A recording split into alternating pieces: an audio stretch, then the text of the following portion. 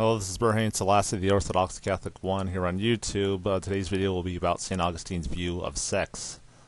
Many Protestants, particularly those opposed to Calvinism or Catholicism, or just people in general that are against Christianity or traditional Christianity, will often claim that St. Augustine had puritanical views of sex, which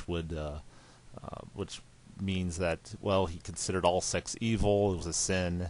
They'll often impute or suggest that St. Augustine was a Gnostic, that was opposed to having sex and stuff like that. Though St. Augustine had a relatively low view of sex insofar as that he considered celibacy a much greater calling, he did not call sex inherently evil.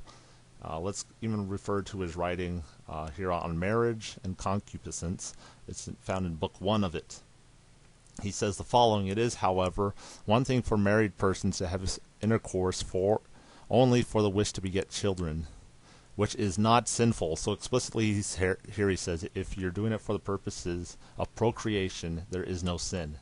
Then he goes on and says, "It is another thing for them to desire carnal pleasure and cohabitation, but with the spouse only, which involves venial sin.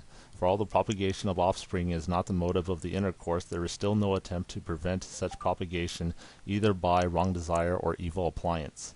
So here he's saying, as long as you're open to having a child as a result of having sex, there is no sin in what you're doing as long as you're married. But outside of that, if you're just having it for the sole purposes of having sex, and as St. Augustine says, if you later were to have an abortion or if you use some type of contraceptive means, that is actually a mortal sin. So it's not the sex itself that is considered evil by St. Augustine, it's the person's motives behind having sex. If you want to have children, there is no sin done whatsoever.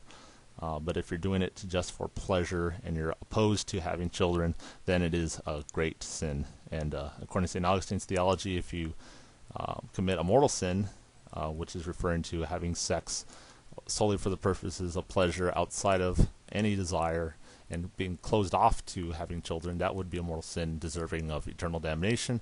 However, St. Augustine also, his venial sin view for having it, though for carnal pleasures with openness to having children, that's venial sin easily forgivable, but if you were to die with it, you would go to purgatory for a time before being able to enter heaven. So anyway, this is St. Selassie, the Orthodox Catholic One.